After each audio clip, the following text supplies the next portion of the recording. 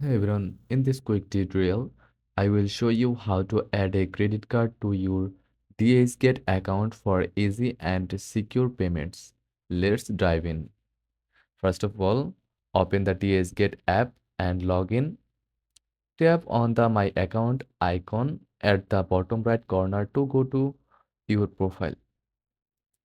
Next, scroll down and look for Payment Settings.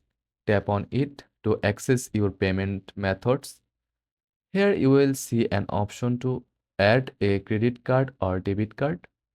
Tap on it and carefully fill out your card details, including your card number, expiration date, and security codes. Once you have entered the information, double check everything for accuracy. Then hit save to securely add your card to your DHgate account.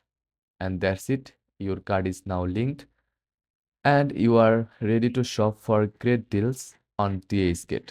Thanks for watching. If this video was helpful, don't forget to like and subscribe for more quick tutorials. Happy shopping.